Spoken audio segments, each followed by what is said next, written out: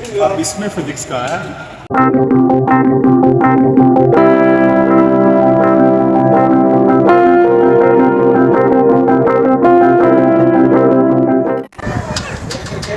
मैं बताता हूँ कि इसमें फिजिक्स कहाँ है। So in this rotating door this point is known as axis of rotation, और यहाँ से यहाँ तक के डिस्टेंस को हम कहते हैं मोमेंट आर्म।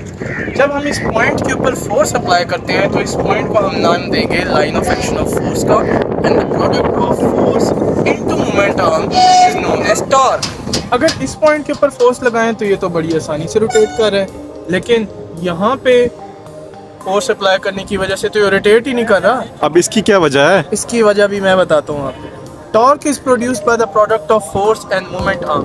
अगर इस पॉइंट के ऊपर हम फोर्स अप्लाई कर रहे हैं, इट मींस दैट हमने मोमेंट आर्म को जीरो कर दिया, and anything multiply by zero is zero.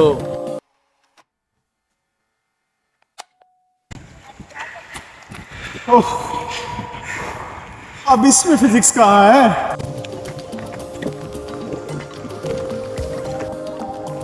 तो मैं बताता हूँ कि इसमें फिजिक्स कहाँ है। फिजिक्स के कॉन्सेप्ट फ्रिक्शन की वजह से हम वॉक कर सकते हैं और जॉग भी कर सकते हैं, क्योंकि friction is known as the reactional force applied on the body. Friction basically depend करती है रफनेस ऑफ सरफेस और फोर्स अप्लाइड के ऊपर। यही तो वजह है कि हम इस ट्रैक के ऊपर जॉग कर सकते हैं और एक स्लिपरी ट्रैक के ऊपर नहीं। और यही वो वजह है जिसकी वजह से एथलीट्स के शूज़ के नीचे नेल्स लगे हुए होते हैं। बेसिकली जब हम अर्थ के ऊपर एक बैकवर्ड डायरेक्शन में फोर्स लगाते हैं तो ग्राउंड या फिर अर्थ फॉरवर्ड डायरेक्शन के ऊपर हमें फ्रिक्शन अप्लाई करवाता है, जिसकी वजह से हम वॉक या फिर जॉगिंग कर पाते हैं। ये जो फरहान जॉगिंग करता हुआ आ रहा था, ये फ्रिक्शन की वजह से ही तो है। Let me demonstrate the example of friction with the help of this small की। अगर इस चाबी को मैं इस दरख्त के ऊपर मूव करवाऊं तो ये चाबी बहुत मुश्किल से इसके ऊपर मूव कर रही है। क्यों?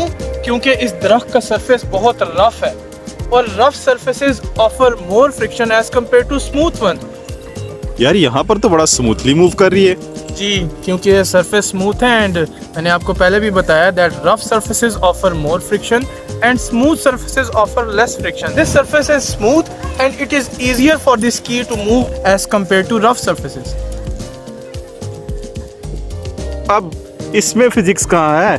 बेसिकली फ्रिक्शन की दो टाइप्स हैं, एक रोलिंग फ्रिक्शन और एक स्लाइडिंग फ्रिक्शन।